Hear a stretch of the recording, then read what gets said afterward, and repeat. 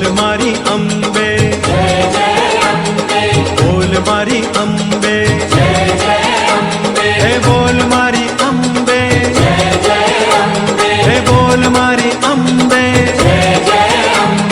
बोल मारी अम्बे, बोल मारी अम्बे, हे बोल मारी अम्बे, हे बोल मारी अम्बे, बोल मारी अम्बे, बोल मारी अम्बे,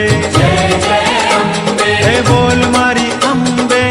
प्रभा निर्विघ्नं कुरु मे देव सर्वकार्येषु सर्वदा सर्वमङ्गलमाङ्गल्ये शिवे सर्वार्थसाधिके शरण्ये त्र्यंबके गौरी नारायणी नमोस्तुते। હવે મહારાજજીને ચંદનનું તિલક કરી આપો। गुरु ब्रह्मा गुरु विष्णु गुरुदेवो महेश्वर गुरु साक्षात् परम ब्रह्म तस्मै श्री गुरुवे नमः। कंकुनु तिलक कर्या पछी चोखा चढ़ाओ, फूल चढ़ाई आपो। ओम बृहस्पते अति अदरजो अरे हाद्यो मद्वेबा तिक्रतो मज्जनेखो। फूल थी बधाई दो। जद्दी दया वर्ष रहता प्रजा तदस्वा शूद्रवीणम देहि चित्रम पुष्पमालिकाम।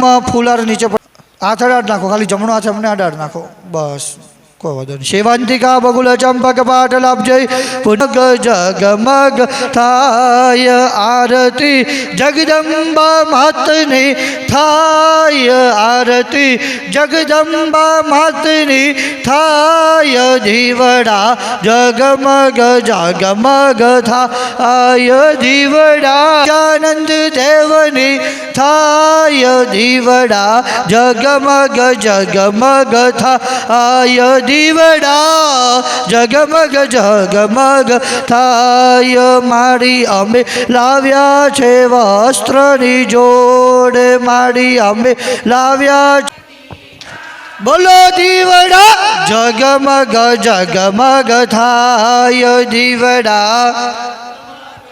करो तो सुख थाय मारी तमे आचमने करो तो सुख।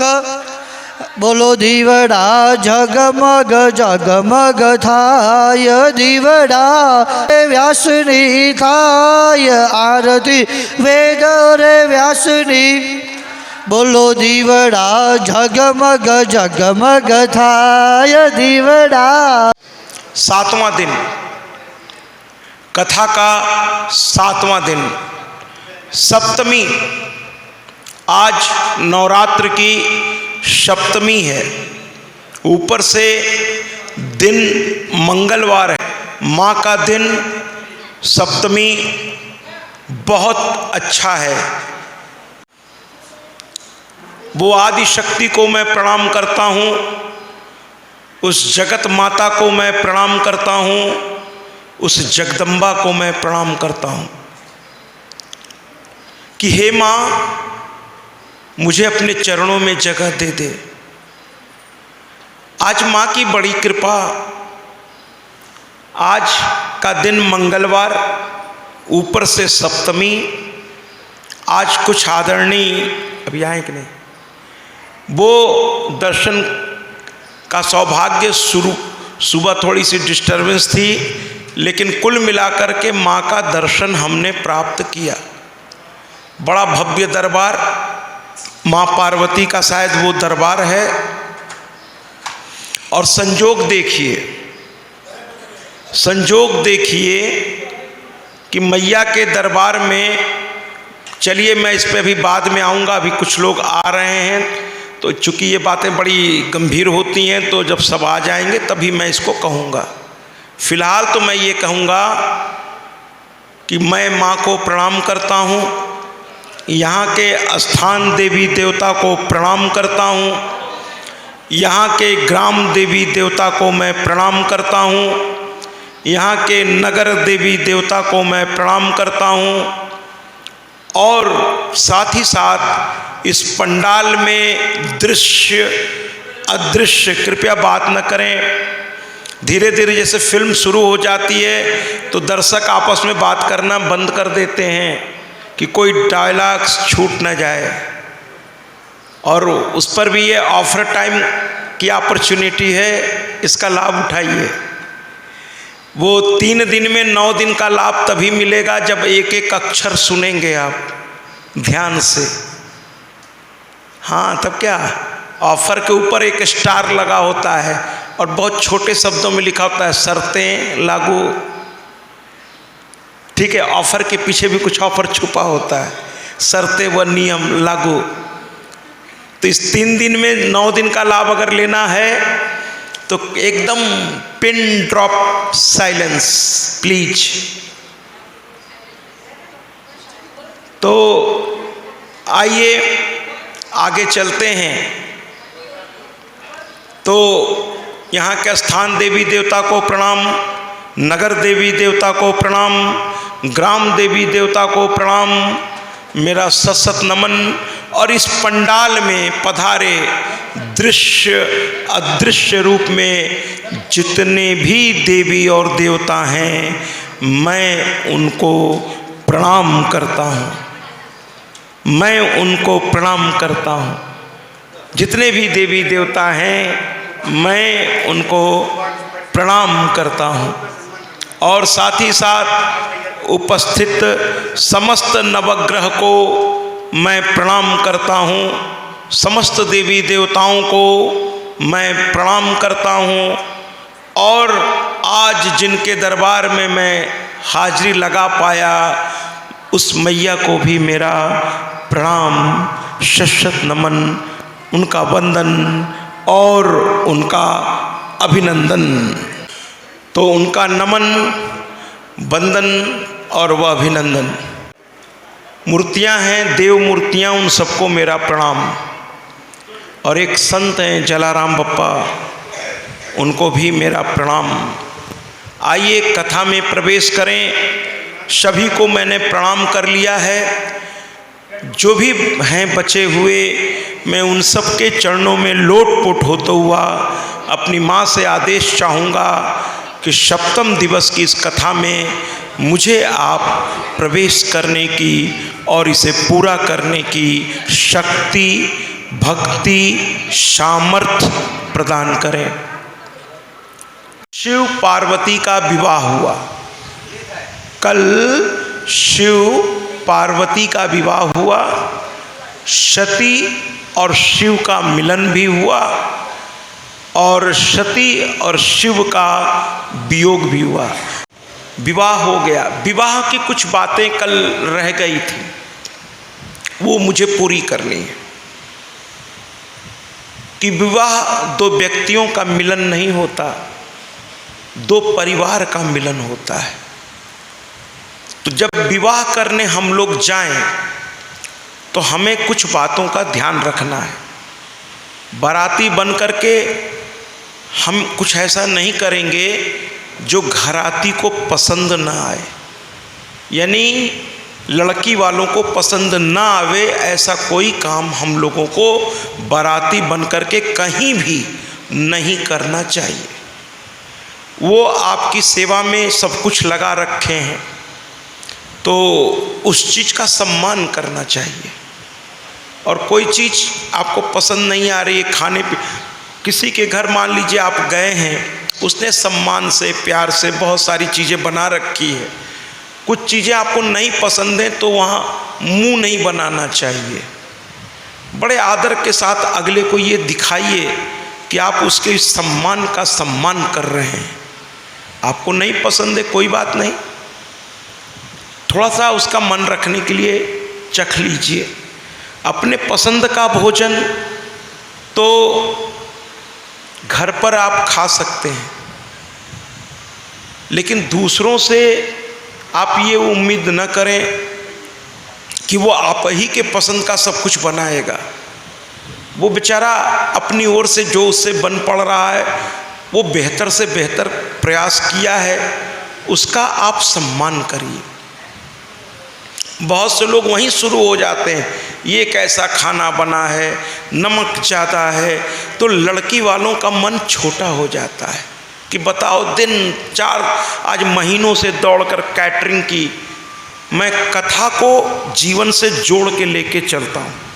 इतने अच्छे बाराती बन जाइए कि आपको विदा करते समय उनके आंखों में आंसू हो। ऐसा ना हो कि विदाई करके वो चैन की सांस लें, अच्छा हुआ सब गए। ये थोड़ा सा ध्यान रखने वाली बात है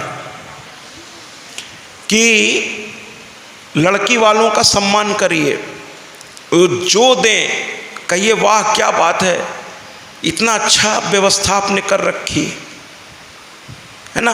आप ऐसे सीखिए कि एक बार एक पति, नई नई पत्नी आई, मैं चूँकि शिव पार्वती का विवाह है तो मैं थोड़ा संबंधों पे बात करता हुआ तब आगे बढ़ता हूँ, क्योंकि कथाओं का मतलब सिर्फ कथा नहीं होती है ना, वो इंटरेस्टिंग भी होनी चाहिए, तब तो समझ में बात आ। जब आपको लगेगा ना कि इस मंच से वो बोला जा रहा है जो कथा के साथ आप सुनना चाहते हैं। और क्या सुनना चाहते हैं?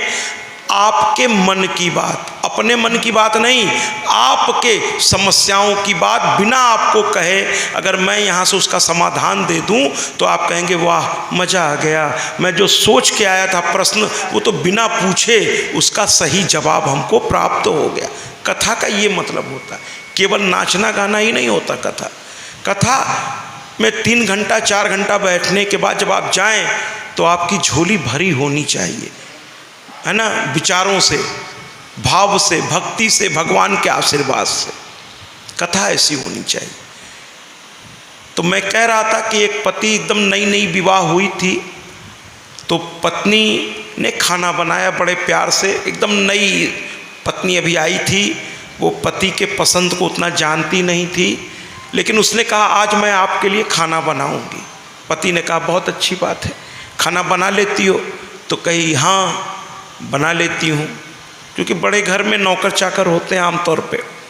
तो कहे अच्छा बनाओगी तो बनाओ, अपने हाथ से बनाओ। तो पत्नी ने बड़े शौक़ से जो जो उसको समझ में आया बनाया। सांभर, बड़ा, इडली, डोसा, दक्षिण भारतीय लोग थे, सब बनाया, है ना, वहाँ का चावल भी, मीठा सब बनाया। ले गई पत्नी और फिर डाइनिंग टेबल पे दोनों पति पत्नी बैठ गए।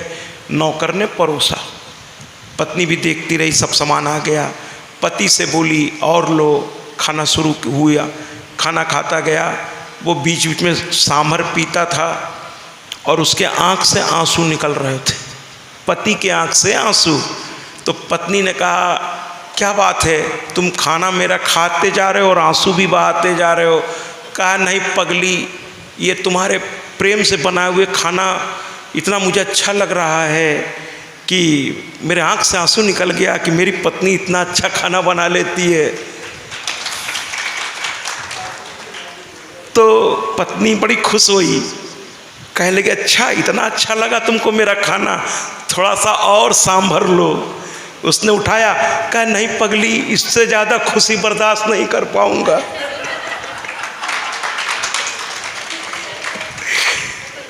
इतना खुशी आज के लिए बहुत है। तो ऐसे ही बोलने का, खाना कहीं भी मिले बहुत अच्छा है। अब तो मेरी हालत ये होगी कि मैं किसी घर जाऊंगा, मैं कहूँगा बहुत अच्छा, वो विश्वास ही नहीं करेगा, कहेगा महाराज जी लगता वही चक्कर तो नहीं है। नहीं नहीं वाकई बहुत अच्छा है।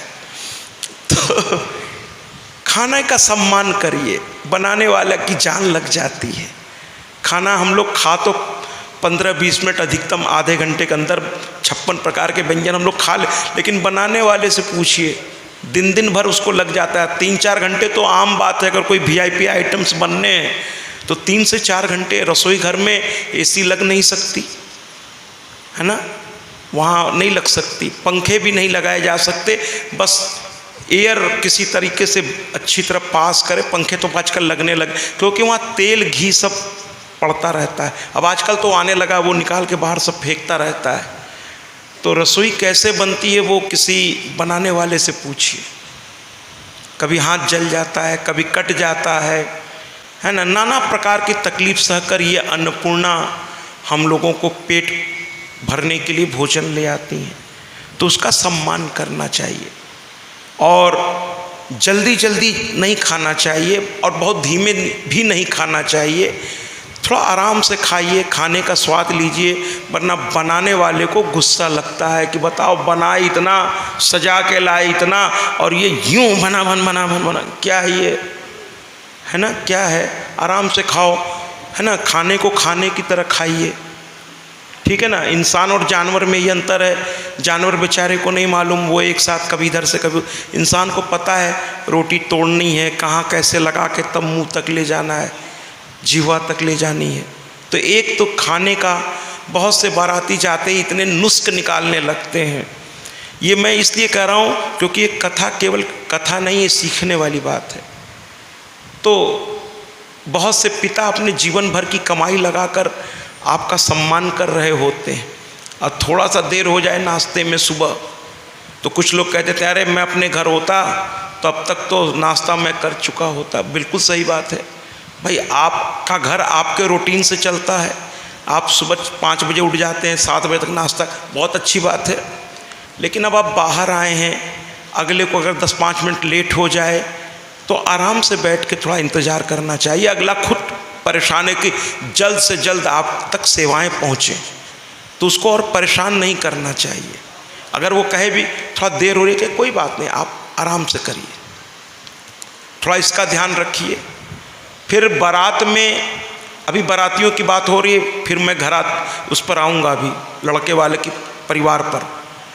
दूसरा, पहनावा ओढ़ावा तो ठीक है, लेकिन कुछ माताएं हर आधे घंटे पे पूरा ड्रेस चेंज करती हैं।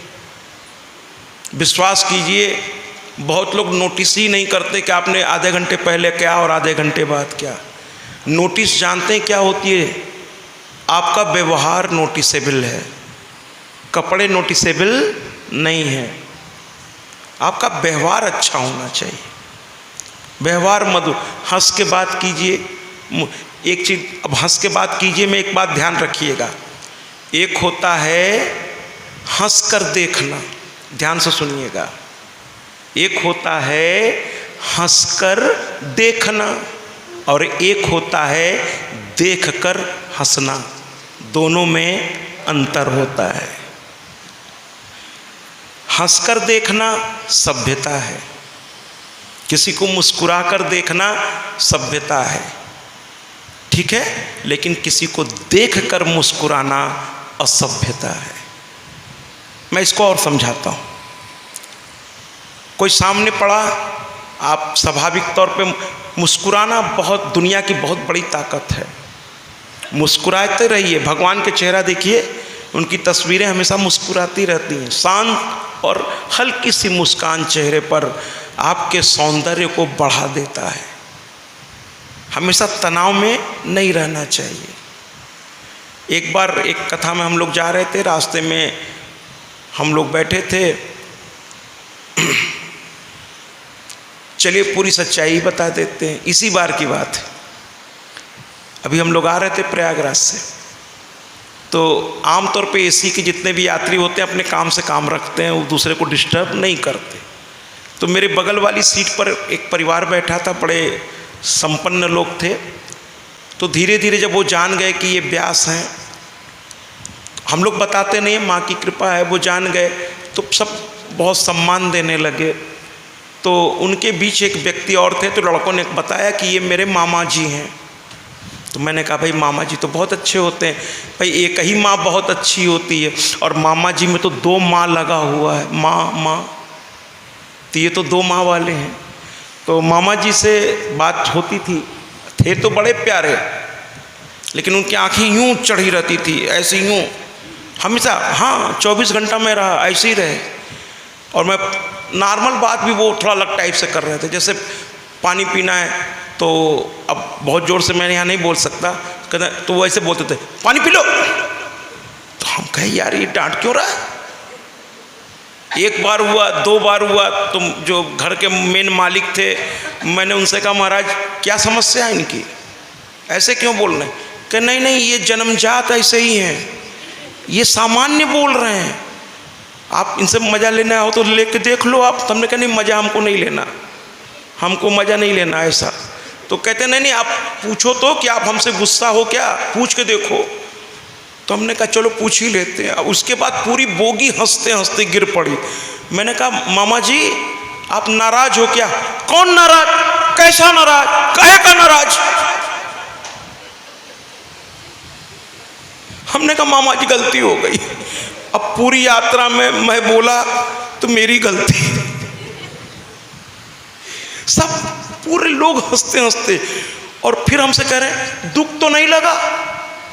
मैं ऐसे ही बोलता हूँ। हम क्या आप कैसे ही बोलते हो, बस मुझे अहमदाबाद तक सुरक्षित उतर जाने दो, बाकी आप बोलो। बाद में बार बार वो कहते रहे मैं कोई गलत तो नहीं बोला, आपको दुख तो नहीं हुआ, आप संत हो, तकलीफ तो नहीं हुई?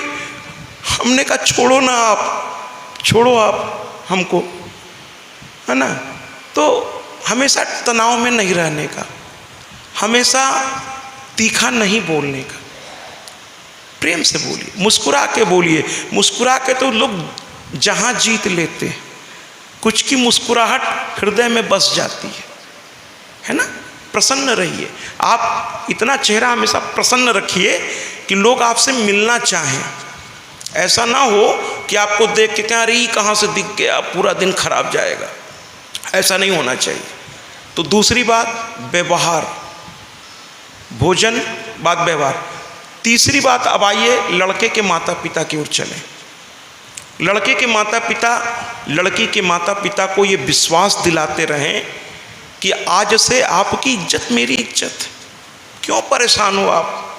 अरे समधी हूँ मैं, लेकिन बोझ नहीं हूँ, आप मेरे अपने हैं, इसलिए चिंता मत करिए। बल्कि लड़के का माँ बाप आगे बढ़ के लड़की के माँ बाप से कह दे कोई तकलीफ हो तो हमें बताइएगा, मैं देख लूँगा। अगर मेरी ओर से कोई आपको तकलीफ हो रही हो, निसंकोच मुझे बताइएगा। विश्वास करिए, जिस समय आप विनम्र हो करके लड़के का बाप लड़की के पिता से ऐसा बोल देगा, वो रो करके आपको गले से लगा लेंगे। करके देखिए। अब आते हैं लड़के पर। कल जिस तरह से शिव ने सती का सम्मान किया कि उनका माला जब वो ऐसे डाली, वो आकाश में थे, ये नीचे थी।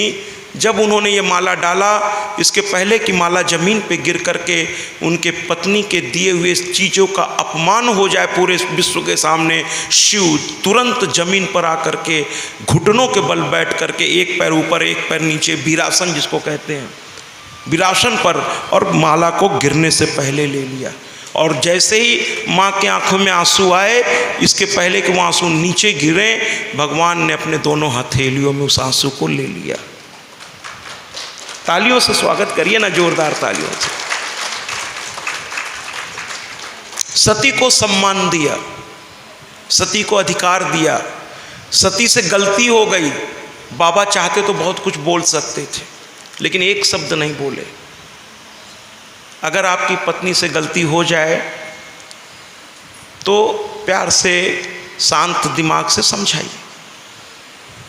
मैं मानता हूँ कि कुछ स्त्रियाँ कुछ थोड़ा तेज दिमाग की होती हैं, तेज माने थोड़ा कठोर, लेकिन मैं पुरुषों को, मुझे कहने में कोई संकोच नहीं है। देखिए, मैं स्त्री की कथा लेके निकला हूँ। मैं अपनी माँ को बहुत प्यार करता हूँ, उसके लिए आज 4 लाइन मैं बजवाऊंगा भी। तो मेरे लिए स्त्री का मतलब कोई लिंग से नहीं है, मेरे लिए आप दोनों बराबर हो। क्योंकि मैं जानता हूँ कि भगवान ने लीला के लिए अपने ही शरीर को 2 भागों में बांट लिया, एक पुरुष रूप में और एक स्त्री। तो स्त्री कोई अलग चीज़ नहीं है, पुरुष कोई अलग चीज़ नहीं है, दोनों ही ईश्वर की संतान हैं, दोनों ही बराबर हैं, दोनों ही बराबर हैं। लेकिन स्त्री को मैं इसलिए थोड़ा महत्व देता हूँ, मैं खुल के कह रहा हूँ, क्योंकि मैं अपनी माँ को बहुत प्यार करता हूँ, करता रहूँगा। मैं पितृ पक्ष में जो 15 दिन आता है, अभी उस पर भी जब चर्चा होगी तो बताओ। तो मैं पितृ पक्ष में जब पिंडदान करने जाता हूँ संगम किनारे, मैं बड़ा भाग्यशाली हूँ कि संगम का निवासी हूँ। तो पिंड दान हर साल मैं करता हूँ अपने माता पिता जो इस संसार में नहीं है, मेरे दादा दादी, मेरे नाना नानी। तो ऐसे आचार्य वहाँ बैठे रहते हैं संगम किनारे। तो विद्वान आचार्यों को लेकर मैं जाता हूँ और मैं कहता हूँ विधिवत कराइए महाराज, दक्षिणा की चिंता मत करिएगा, आपका जितना भी समय लगेगा उसका मूल्य मैं अपनी ओर से देने का प्रयास करूँगा। ध्यान से सुनिएगा, जितना भी समय लगेगा उसका मूल्य, जो वो करा रहे हैं, जो ये कथा हो रही है, जो ये कर्म कांड हो रही है, इसका मूल्य न तो इनको हमको लगाना चाहिए न आपको, क्योंकि इसका मूल्य हो ही नहीं सकता, ये अमूल्य है, इसका कोई मूल्य कोई दे नहीं सकता। ये जो समय ये दे रहे हैं अपना, भाई आप लोग उस समय को अपने बिजनेस में लगा रहे हो, ये बेचारे यही कर रहे हैं, तो इनके घर की रोजी रोटी चलती रहे, इसलिए वो मूल्य समय का मूल्य है, उनके किए का मूल्य या मेरे इस कथा का मूल्य न कोई चुका सकता है और न उसे चुकाना क्या प्रयास करना चाहिए। ये अनमोल चीज़ें हैं। तो मैंने कहा मैं आपके समय का मूल्य आपको दूंगा।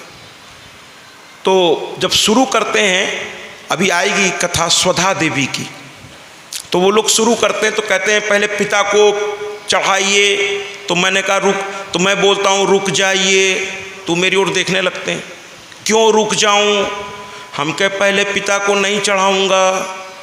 तो कहते हैं अरे आप व्यास हो के ऐसी बात कर रहे हैं, आप शास्त्र पलटना चाहते हैं।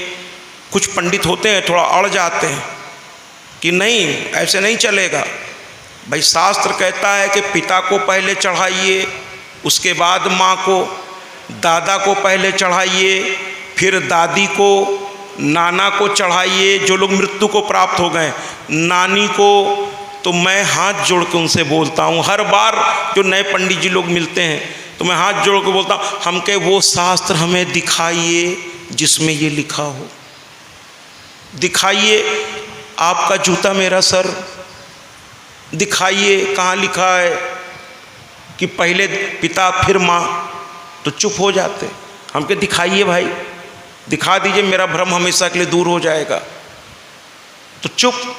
तो मैं कहता हूँ अगर शास्त्र में ये लिखा होता तो फिर हम क्या कहते, कृष्ण राधे, लेकिन क्या कहते हैं, राधे कृष्ण।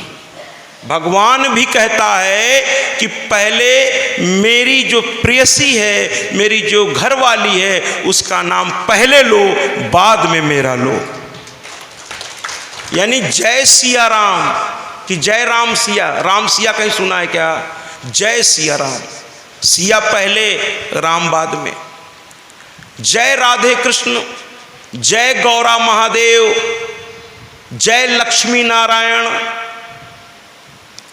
तो फिर शास्त्र क्या इशारा कर रहा है, पहले उसका सम्मान कीजिए। मैं इनके सम्मान की बात इसलिए करता हूँ महाराज, हाथ जोड़ के आपको बताना चाहता हूँ, आज स्पष्ट कर देना चाहता हूँ। आप समाज में प्रतिष्ठित इतना पद प्राप्त कर लेते हैं, इसका मतलब ये नहीं कि ये कमज़ोर हैं, लेकिन मैं उसको प्रैक्टिकली समझा रहा हूँ। आप डीएम बन जाते हैं, आप बहुत बड़े बिजनेसमैन बन जाते हैं, आप बहुत बड़े, तो लोग आपका सम्मान तो खुद ही करते रहते हैं महाराज, उसको कहने की आवश्यकता नहीं है। आप डीएम हैं तो उतरेंगे तो डीएम साहब आ गए, डीएम साहब आ गए, डीएम। लेकिन उनकी पत्नी बेचारी अगर उनके साथ वो भी निमंत्रित हैं, अब वो पीछे पीछे उनका जब तक डीएम साहब परिचय ही नहीं कराएंगे, लोगों का नियम तो आप जानते ही हैं साहब, तो उनको वो ध्यान नहीं देंगे, डीएम साहब को ही लेके आगे बढ़ जाएंगे। तो क्या ये डीएम साहब का कर्तव्य नहीं है कि वो सबसे पहले उतरते ही गाड़ी से परिचय कराएं, ये मेरी धर्म पत्नी है, और जैसे ही वो कहेंगे सब लोग उनका भी सम्मान करेंगे, और ये देखकर उस पत्नी को गर्व होगा अपने पति के विचारों पर। देखिए अगर जो हमारे सहारे है उसको अगर हम आगे रख करके चलेंगे, जैसे वृद्ध माता पिता, अब वो वृद्ध हो चुके हैं, एक ज़माने में उनकी तूती बोलती होती, अब वो वृद्ध हैं बेचारे, तो हमारा आपका कर्तव्य नहीं है क्या कि सबसे पहले मेरे घर कोई आवे तो मैं खुद ले जाके कहूँ ये मेरे पिताजी हैं, तब वो सम्मान करेगा। वरना एक कोने में पिताजी को आपने बैठा दिया, वो देख भी नहीं रहा उधर, वो तो व्यस्त हो गया आपके बीच। आपकी जिम्मेदारी है कि जो आपके सहारे हैं पहले उनका सम्मान आगे करिए, बाद में आपका तो हो ही जाएगा महाराज, आपने तो कमा रखा है, वो कमा रखा है आप, इसलिए मैं इनकी जिक्र करता हूँ। मेरी माँ पढ़ी लिखी नहीं थी ज़्यादा, पुराने ज़माने के लोग थे वो। लेकिन मैं अपनी माँ को और हर बच्चे को कहना चाहिए कि मेरी माँ दुनिया की सबसे अच्छी माँ थी। जितना उसने मुझे प्यार दिया, जितना उसने मुझे दुलार दिया, जाने अनजाने में न जाने कितनी मुझसे गलतियाँ होती होंगी। उस माँ को, उस पिता को भी प्रणाम जिसने आकाश पर मुझे छाया दी, जिसने मुझे सम्मान, समाज जो शुरू में जो सम्मान मिला वो मेरे पिता के नाम से मुझे मिला। क्योंकि कोई भी बच्चा बचपन में अपने पिता के नाम से ही पहचाना जाता है। मैं अपने पिता को भी प्रणाम करता हूँ। वो नहीं होते तो मेरा पहचान ही क्या हो। हर बच्चे की पहचान उसके पिता से होती है। लेकिन उन बच्चों से कहना चाहता हूँ कि पिता उस दिन सबसे ज्यादा खुश होता है जब तक मेरे पिताजी स्वर्गीय श्री गोपाल जी पांडे, मेरी मां सत्यभामा देवी, दोनों के चरणों में बार प्रणाम। पिता की एक ही सपना होता है कि कब तक लोग कहेंगे ये गोपाल जी पांडे का लड़का है। मेरे पिता कहा करते थे जब हम लोग छोटे थे कि बेटा तुमको जन्म देना उस दिन मेरा सार्थक होगा जिस दिन लोग कहें कि ये सत्या के पिता हैं। उस दिन जन्म देना सार्थक हो जाएगा। और आज उन्हीं के आशीर्वाद से आप उन्हें सत्या के पिता के रूप में जान पा रहे हैं, गोपाल जी पांडे को। लेकिन एक समय था जब वो इलाहाबाद बैंक के अधिकारी हुआ करते थे, अब इंडियन बैंक हो गया वो, तो हम लोग उनके नाम से पहचाने जाते थे। लेकिन वो हमेशा कहते थे कि कुछ ऐसा करना कि लोग मुझे कहने लगे तस्वीर देखकर, अच्छा ये सत्या जी के पिता है, ये सत्या जी के पिता है, कुछ ऐसा। तो शायद उनका ये सपना, ये उनका ये अच्छा पूरा करने का प्रयास करना। आइए वापस चलते हैं।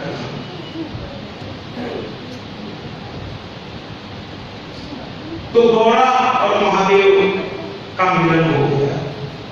सती शिव का मिलन हुआ, बिछड़े और पार्वती के रूप में आकर के पूर्ण मिलन हुआ। और मैं हर उस पत्नी से कहूंगा जिसके पति अब यहाँ नहीं है संसार में, या हर उस पति से कहूंगा जिसकी पत्नी जा चुकी है, और उन दोनों में अगर बहुत अच्छा संबंध है, प्यारा संबंध है, और रात और याद करके कभी एकांत में वो रो रहे हों अपने पति या पत्नी के लिए, तो मेरा एक संदेश है उनके लिए कि आप रोइएगा नहीं, क्योंकि जब आप रोएंगे तो जो आपके पति या पत्नी संसार में नहीं है उन्हें दुख होगा। आप हंसते रहिए, उसके लिए हंसिए जो अब नहीं है, और अपने आप से कहिए, उसको भी समझाइए कि दोनों एक साथ नहीं जा सकते। इस ब्रह्मा की रचना में कोई पहले जाएगा तो कोई बाद में जाएगा। एक साथ जाने का प्राविधान नहीं बनाया भगवान ने। उसकी वजह क्या है?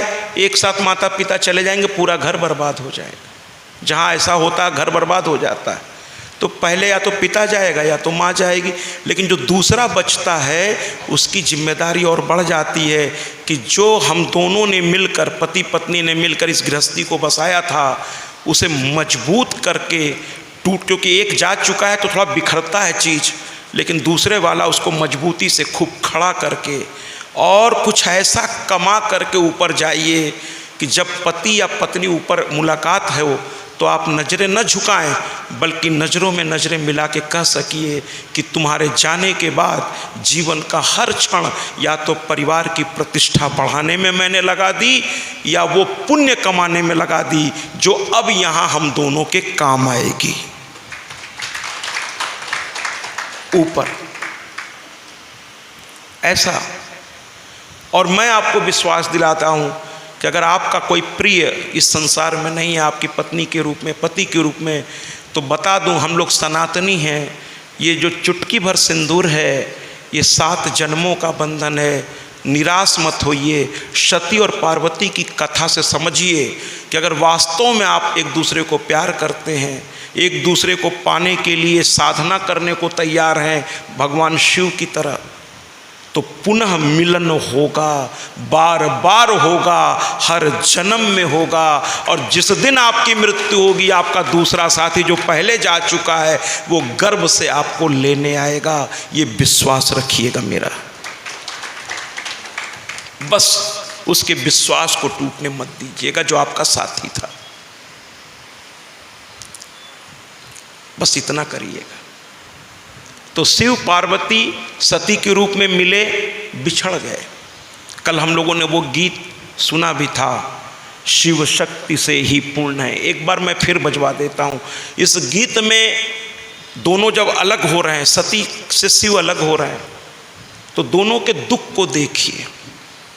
पति पत्नी का संबंध वो ही समझ सकते हैं, दूसरा उसको नहीं समझ सकता, वो डिफाइन ही नहीं कर सकता। वो कितने भी बूढ़े हो जाएं, लेकिन दोनों एक दूसरे के सहारा होते हैं। 90 साल के भी हो गए, वो पत्नी साथ में है तो प्रसन्नता एक अलग होती है। जिस दिन से पत्नी या पति चला जाता है, बुढ़ापा बड़ी तेजी से बढ़ता है महाराज, बड़ी तेजी से बढ़ता है, क्योंकि दोनों एक दूसरे के पूरक हैं। एक चला जाए, एक पत्नी की चिट्ठी मैं आपको सुनाना चाहता हूँ। वो मर गई तो अपने पति से उसने कहा था, जब मैं मर जाऊं तो ये चिट्ठी पढ़ लेना, लेकिन अभी नहीं पढ़ना। पति ने कहा क्यों? कि नहीं, मरने के बाद, मेरे मरने के बाद ये लिफाफा मैंने यहाँ रख रखा है, इसको पढ़ना। तो पत्नी मर गई पहले, पति भूल गया था वो चिट्ठी। तो 10वां तेरही हम आपके यहाँ भी होता होगा, वो शुभ संस्कार सब पवित्र होने का, जब सब कुछ हो गया तो पति एकांत में एक दिन बैठा था, अचानक उसे याद आया वो चिट्ठी। जल्दी से ढूंढा, लिफाफा खोला, जैसे ही खोल के पढ़ा उसमें लिखा क्या था सुन लीजिए, बहुतों के आंख में आंसू आ जाएगा। यहाँ लिखा था, मेरा अंतिम प्रणाम स्वीकार करो, मेरा अंतिम प्रणाम स्वीकार करो। जाने अनजाने में पूरे तुम्हारे साथ जब तक मैं रही, मैंने पूरा कोशिश की तुम्हारे परिवार को देखने के लिए, तुमको देखने के लिए, तुम्हारे बच्चों, कृपया बात न करें, तुम्हारे बच्चों को देखने में पूरा समय मैंने लगा दिया, लेकिन उस दौरान अगर कोई गलती हो गई हो तो माफ़ कर देना। तुम्हारी बातें कहीं नहीं समझ में आई हो तो माफ़ कर देना। मेरा इरादा कभी तुमको दुख देने का नहीं था, मैं तो हर संभव प्रयास कर रही थी कि तुम्हारी बातों के अनुसार तुम्हारी घर गृहस्थी को मैं चला सकूं, फिर भी कहीं चूक हो गई हो, माफ कर देना। पति रो रहा था और कहने लगी, हाँ सुनो, अब अपना सामान खुद रखने की आदत डाल लो। तुम्हारा चश्मा कहाँ है, तुम्हारे चप्पल कहाँ हैं, तुम्हारा रुमाल कहाँ है, किसी और से मत मांगना, किसी ने सुना नहीं तो तुम्हें दुख लग जाएगा। अपने सामान अब खुद संभालना सीख जाओ, क्योंकि अब मैं नहीं हूँ। अपने सामान खुद संभालो। दाल में नमक ज़्यादा ऊपर नीचे हो जाए तो किसी से कुछ कहना नहीं। मुझको तो डांट दिया करते थे, मुझे फर्क कोई दिक्कत नहीं होती थी, लेकिन बहू को डांटोगे, कहीं उसके मन में आ गया कि एक तो बना के खिलाओ, इतना झमेला, इतना दिन भर दौड़ भाग, ऊपर से अब इनके नखड़े देखो, तो कुछ कहना नहीं। जो मिले कच्चा पक्का भगवान को भोग लगा के उसकी तारीफ करते हुए खा लेना। जब तक तुमसे कोई राय न मांगे, राय नहीं देना। बोल मारी अम्बे।